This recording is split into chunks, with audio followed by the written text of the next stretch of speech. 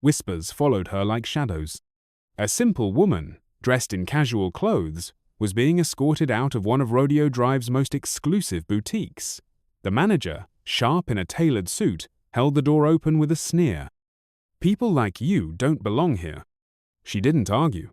She didn't flinch. She simply walked away, head high, dignity untouched. An hour later, a black SUV glided up to the same curb. The door opened. Out stepped her husband, Robert Matthews, billionaire investor. He adjusted his designer tie and walked toward the boutique, a storm of calm, controlled power. That morning, the sun washed Rodeo Drive in golden light. Clare Matthews moved with quiet grace. 45 years old, shoulder-length blonde hair tied back in a no-nonsense ponytail. Her white t-shirt, grey joggers, and minimal makeup reflected a woman who could have anything but didn't need to show it. She had no need to flaunt.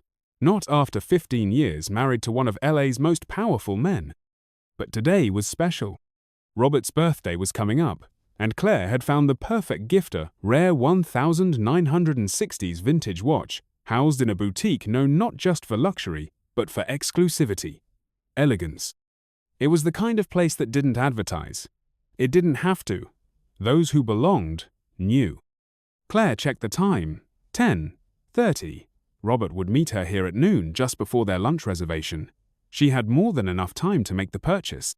She paused outside the boutique's glinting glass facade, eyeing the window display-polished obsidian stands, velvet trays, rare timepieces arranged like artifacts. She inhaled, exhaled, and stepped inside. Cool, conditioned air wrapped around her. The subtle perfume of exclusivity hung in the space. A bell chimed as she entered. No one looked up. She walked toward the vintage display and saw it, the watch. The one she'd researched. Its silver face caught the light like a secret waiting to be told. "May I help you?" came a voice. Polite words, unfriendly tone. Clare turned to see a saleswoman in a sleek black dress, hair pulled back in a severe bun. Her eyes scanned Clare's outfit, and her disapproval was sharp enough to slice fabric. "Yes," Clare said evenly. "I'm interested in that vintage watch." The woman's brow lifted. "That particular item is $85,000. "I'm aware," Clare replied. "I'd like to see it, please." The woman hesitated. Then, "Perhaps I could show you something more accessible. We have some lovely costume pieces that might suit your needs." Clare didn't break eye contact. "I'd prefer to see the watch I asked for, thank you." The woman retrieved the key with the stiffness of someone unlocking a cage. She removed the watch like it might shatter from contact, then slid it across the velvet-lined counter, keeping her distance. "Only 5 were ever made," she said, her tone more of a warning than a pitch. Clare examined the piece, her fingers careful, her eyes thoughtful. "It's perfect," she said. "I'll take it." The saleswoman froze. "You'll take it? Perhaps you'd like to discuss financing options?" "That won't be necessary," Clare replied calmly. From across the boutique, another presence stirred. Marcus Devlin, manager, curator, gatekeeper. He wore exclusivity like a second skin, his suit tailored to precision, his hair slicked back with the precision of someone who planned every impression. He had built elegance's name on reputation, and reputation meant control. To him, Clare was a crack in the glass. He began walking over. She felt it, the shift, the air tightening. Marcus arrived with a weaponized smile. "Is there something I can assist you with, Veronica?" he asked smoothly, though his eyes never left Clare. "This customer is interested in the Chronomaster," the saleswoman replied, dragging the word customer like it left a bad taste. "I see," Marcus said, finally turning his full attention to Clare. "Madam, the Chronomaster is one of our most exclusive pieces. Perhaps Veronica could show you something more, suitable for browsing." "I'm not browsing," Clare replied. "I'd like to purchase this watch." Marcus shared a glance with Veronica. The silent exchange said it all. "Of course," he said, tone indulgent. "However, we have a policy for high-value items. We'll need some form of verification before proceeding." Clare tilted her head slightly. "Verification?" "A platinum card, perhaps, or evidence of funds. We've had incidents. I'm sure you understand." A nearby couple had stopped browsing to watch. Their eyes flicked from Claire to Marcus, discomfort and curiosity mixing in their expressions. Claire remained poised. "I don't typically carry cards when I'm dressed for the day's errands, but the purchase won't be an issue. My husband is meeting me here shortly." "Ah," Marcus said, his voice laced with mock understanding. "Your husband?" "Of course." He glanced at Veronica. She was already trying not to smirk. "Perhaps when he arrives we can continue the conversation." Claire knew that look, that tone, that tired assumption. They thought she was lying, pretending, faking her place in their world. "The watch is a surprise for him," Claire said, her patience thinning. "I'd prefer to complete the purchase before he arrives." Marcus made a show of checking his watch. "I'm afraid without verification I can't authorize this transaction. We have many genuine customers waiting for assistance." He gestured toward the couple who had been watching, who quickly diverted their eyes, pretending they hadn't been eavesdropping. At that moment, the boutique's front door chimed again. Another customer entered, a woman Claire immediately recognized from movie posters. And just like that, Marcus transformed. "Ms. Reynolds, what an honor," he said, practically glowing as he moved toward the actress. "Veronica, perhaps you could continue assisting this patron, or direct her to our sales section in the back."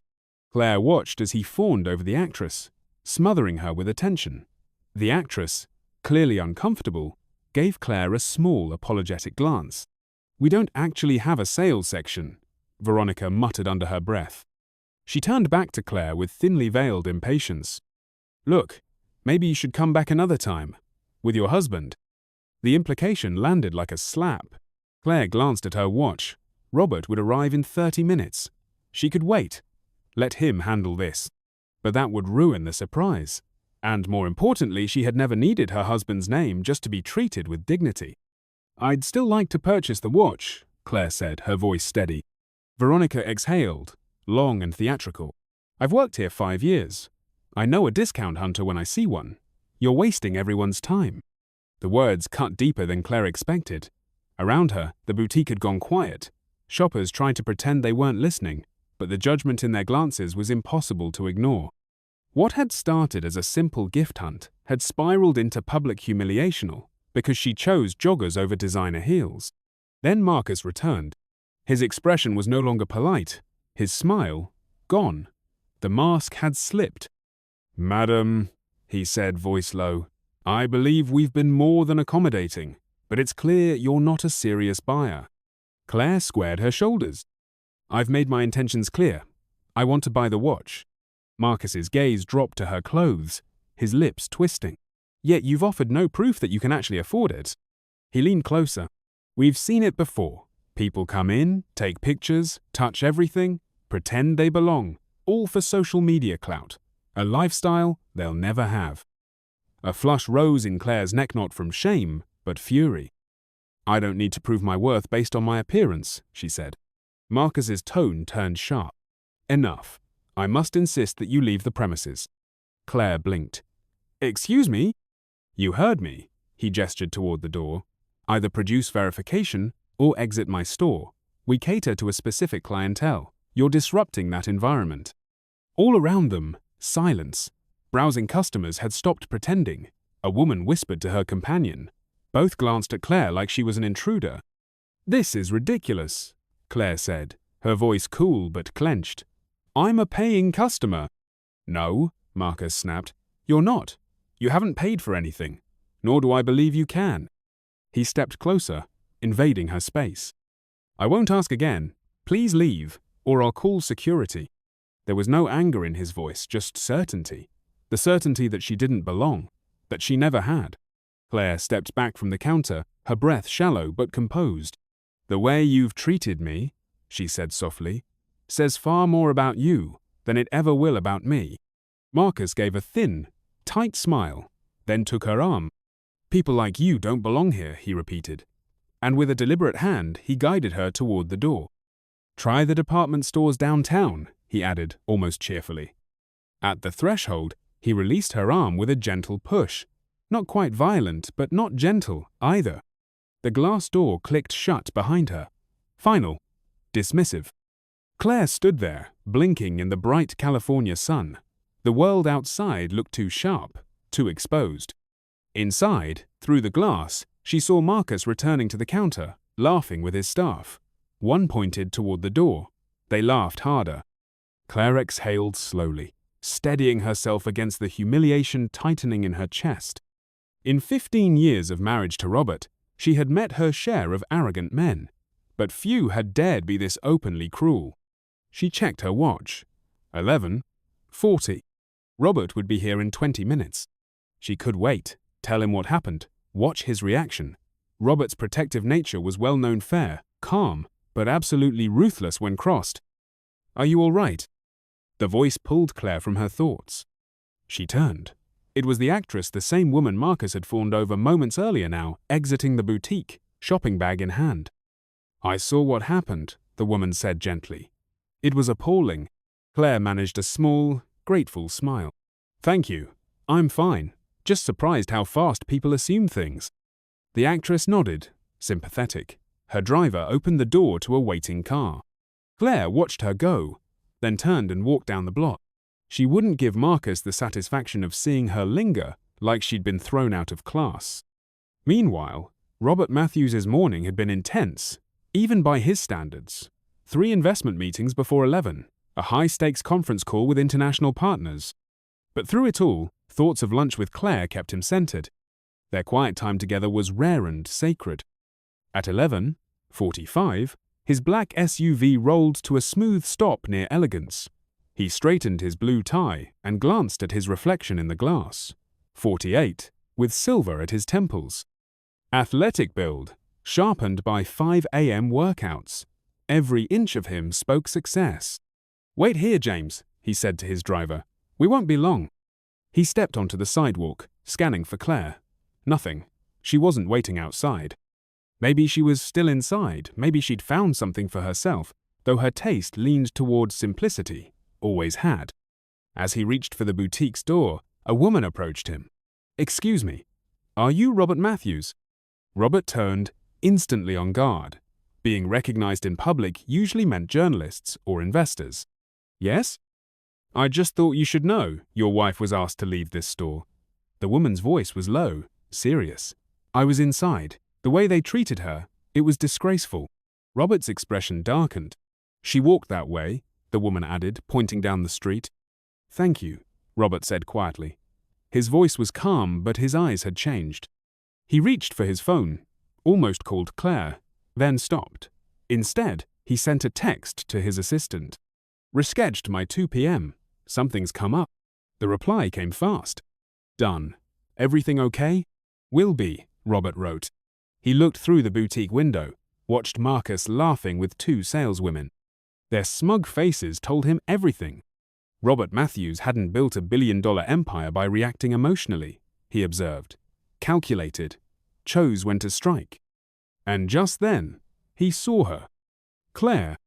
She was walking back toward him, posture straight, shoulders squared. Not broken, not hiding. Their eyes met. And in hers, he saw the story already written. She didn't need to speak. He already knew. Clare quickened her pace, reaching Robert just as his hand touched the boutique's door. She gently placed her fingers on his arm.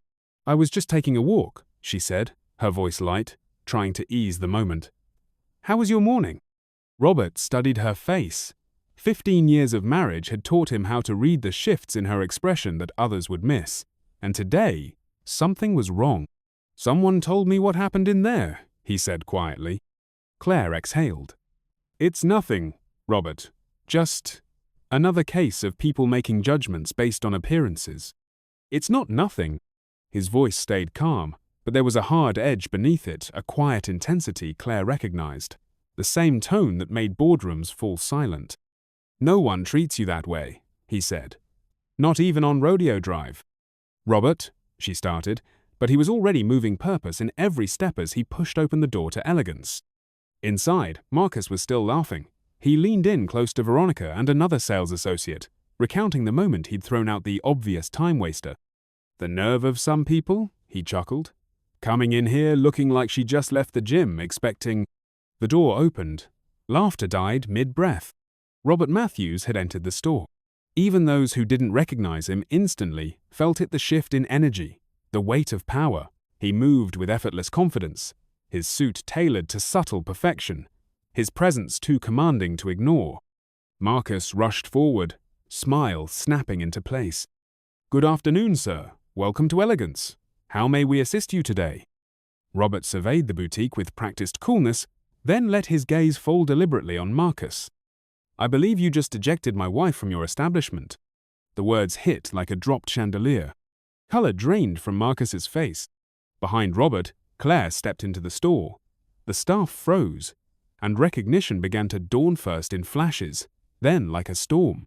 Clare Matthews, Robert Matthews, the billionaire power couple. Known across Los Angeles for their philanthropy, for their precision, for the empire they quietly ruled. "Mr. Matthews," Marcus stammered, "there's been a terrible misunderstanding." "Has there?" Robert's tone hadn't changed, but the air around him had. Cold, measured, final. "From what I understand, you judged my wife based on her appearance, refused to sell her merchandise, and physically escorted her from the premises, while making derogatory comments." The entire boutique had gone still. Customers abandoned pretense and stared, frozen in place. Veronica stared at the floor like it might save her. "Sir, if I had known who Mrs. Matthews was..." Robert raised a hand. "That's precisely the problem." He didn't raise his voice. He didn't need to. You shouldn't have to know who someone is to treat them with basic dignity. He turned to Claire. "Was this the watch you were trying to purchase?" She nodded, pointing to the vintage piece still resting in the display. "Excellent choice," he said, his voice warm for her and only her. Then he turned back to Marcus, and the warmth vanished. "I'd like to speak with the owner of this establishment." Marcus swallowed. "Mr. Goldstein is in New York this week, but I'm the general manager. I have full authority." "Perfect," Robert said, cutting him off. "Then you have full authority to explain to Mr. Goldstein why Elegance is about to experience a very public relations nightmare, and why your most exclusive inventory is about to be sold somewhere else." The statement landed like a verdict. Everyone in the store understood the subtext. Robert Matthews wasn't just a billionaire. His investment firm held major influence across the luxury retail industry. One word from him could shift the balance of power and fortunes. "Please, Mr. Matthews," Marcus said, voice cracking. "There must be something we can do to rectify this." "Actually," Robert said, voice almost casual now as he placed a protective arm around Claire's shoulders, "there is." He leaned in slightly, eyes never leaving Marcus's. "But first, I'd like you to apologize to my wife. Not because she's my wife, but because she deserved to be treated with respect, regardless of who she is, or what she's wearing." Marcus turned to Claire, the arrogance drained from his face, replaced by pure panic. "Mrs. Matthews, I can't begin to express how sorry I am for my inexcusable behavior." Robert gave a curt nod. "Now, about those consequences." He reached into his jacket, pulled out a business card, and extended it. "My office will be in touch regarding your employment status." Marcus blinked. "My employment?" Robert's expression didn't change.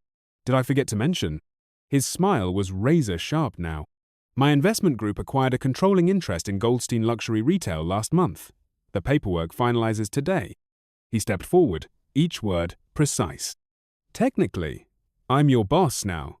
A collective gasp swept through the boutique. Veronica's hand flew to her mouth. Marcus swayed, his balance faltering as he gripped the edge of the counter like it might save him. "But rather than simply firing you," Robert continued, voice calm and composed, "I have something more constructive in mind." He turned to address the room, not just Marcus. "Elegance will be launching a new program next month, sensitivity training for all employees, designed and led by experts in unconscious bias and equitable customer service." He looked at Claire. Her expression had softened, just slightly, still composed, still dignified. "And," Robert added, "my wife has graciously agreed to oversee the program's development." Claire hadn't agreed to anything, but she understood what Robert was doing. This wasn't about revenge. It was about setting a standard. She gave a small nod, playing along. "Your alternative," Robert said, turning back to Marcus, "is immediate resignation. No letter, no recommendation, just a clean exit. Marcus looked between them, face pale, pride shattered. Humiliation and survival warred silently in his eyes. I would appreciate the opportunity to learn and improve, sir. Robert checked his watch, cool and efficient. Excellent. Training begins next week. But first, he gestured toward the display. Kindly complete my wife's original purchase. We have a lunch reservation to make. Marcus nodded quickly, almost bowing. His once confident hands now trembled as he rang up the vintage watch, the very same watch he'd refused to show her. The same hands that had shoved her out the door now wrapped her purchase in the boutique's finest packaging. The hostility in the room had evaporated. In its place, silence and shame. As Robert and Claire turned to leave, the whispers resumed, low and urgent, not mocking now but reverent, shocked. The story would spread along Rodeo Drive by sundown. A tale passed between boutique doors, whispered in designer circles a caution against judging by appearances. Later, seated across from one another at their favorite restaurant, Claire and Robert shared a quiet moment of vindication. Was that strictly necessary? Claire asked with a small smile, one eyebrow raised. Robert took her hand gently across the table. Absolutely, he said. Not because you're my wife, but because no one deserves to be treated like that. He paused, his voice softening. The most valuable things in life aren't displayed behind glass. They can't be appraised. Character, kindness, dignity. Claire smiled, her fingers tightening around his. No more needed to be said. And maybe, just maybe, the next time someone walked into that boutique wearing joggers and a ponytail, someone might hesitate before judging them unworthy. Because real elegance isn't worn, it's lived. If this story moved you, don't forget to subscribe for more powerful moments of justice, dignity, and human connection. Let us know in the comments where you're watching from, and remember, in a world quick to judge by appearances, your kindness could be the exception someone desperately needs. The most valuable possession is a compassionate spirit, and that's something no luxury boutique can sell. Until next time, keep believing in the power of quiet strength.